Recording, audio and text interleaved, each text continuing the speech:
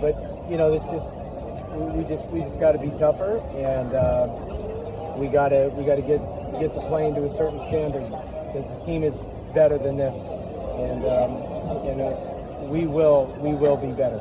I can promise you that. We will be relentless in our approach to make sure that we have the right guys out there and we're playing fundamental Clemson baseball, not making the mental errors that we're making, and putting a winning product on the field, because that's what this team is capable of, and that's what we expect around here. So disappointing again. Everyone hates losing, and look forward to tomorrow and turning the page and getting ready for a day of training and getting better. And we know what we've got this weekend, and excited for that challenge as well. There's always going to be ebbs and flows of the season. Maybe you didn't expect this early. So how do you kind of get the guys' heads back in it and back right? Yeah, I mean, adversity is a good thing, but you also have to make adjustments and learn from that adversity. You can't keep making the same mistakes over and over. And we made some base running errors tonight that, are just the opposite of what we're teaching, and just critical mistakes in a close game that just can't have those types of errors. And when it's time to grit your teeth and put your nose in the dirt and get that runner in any way, shape, or form, you got to do it. You got to find a way to cash in and score those runs. Those are the things. Yeah, adversity is good, and yes, we'll find a way to improve from it, but we also have to make the adjustment and improve. And so that was probably the most frustrating thing, besides the overall loss, is that we had plenty of opportunities early.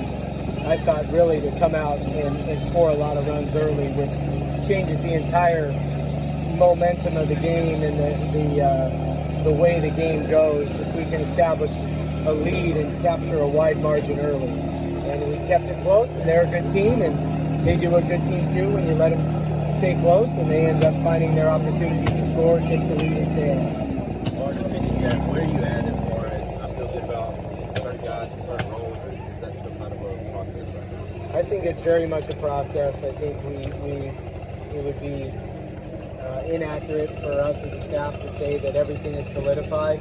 I think for us as a staff, we've got to we feel like we have some very talented players, and it's our job as coaches, and we'll do this tomorrow and Thursday, of putting guys in the right spots, and that may include mixing some things up in order to put guys in roles where they're going to have a lot of success.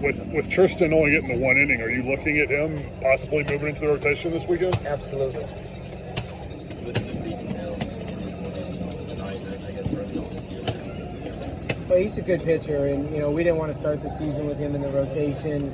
We wanted to put him in some difficult spots, some high leverage relief appearances where there's high stakes, there's pressure, there's runners on, there's just throw him into the fire that way. And he's obviously very comfortable starting, as most high school recruits are. But he's got a little bit of experience now these first couple of weeks. Got to start here tonight, just kind of going through the routine of being a starter and what that pregame looks like. And he's definitely in the mix for this weekend, and he's a very talented pitcher. He's got a very good fastball, very good breaking ball, changeup, and strike thrower, and just tremendous poise for a freshman.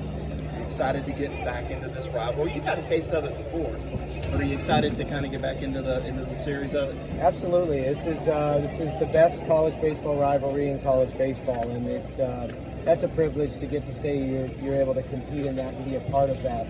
And so we know that the stage is the biggest, the lights are the brightest. It's Clemson, South Carolina. It's two programs, two teams, two fan bases who don't like each other, and you know what? That's a good thing. It's good. It's a good rivalry for our state. It's good for college baseball. It's good when both programs are good and competing to be there at the end. And that's what I remember about it 21 years ago. Is you had two top programs going at it all the time, and that's has been a staple of this rivalry for a long time. Is what makes it so great. Is two quality programs going at it. So look forward to jumping into it. Like I said, we're going to respect the rivalry. We'll have the utmost respect for this rivalry. We'll have the utmost respect for this rivalry by the way we've prepared for it. And that's been since day one. That's been since our first team meeting we were talking about it. So our guys will be excited. We'll be ready to go and play a much better brand of Clemson baseball this weekend. Power arms on the weekend, power hitters. I mean, they're a power team.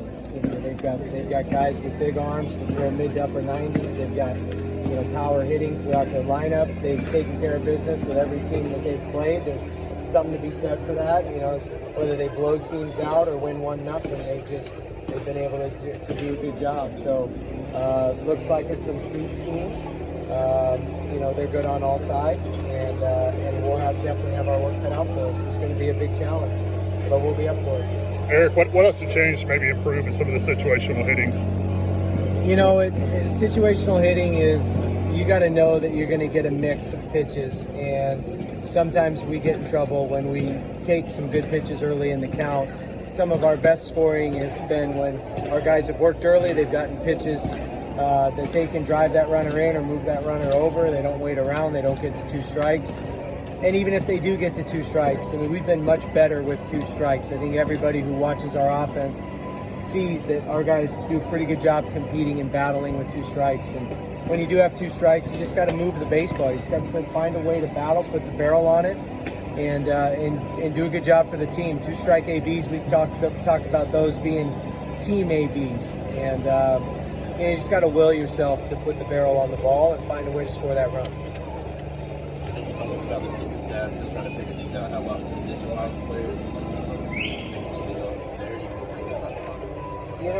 I think our infield has done a good job defensively and offensively. Our outfield, we've platooned a few guys in the outfield, particularly left field and DH.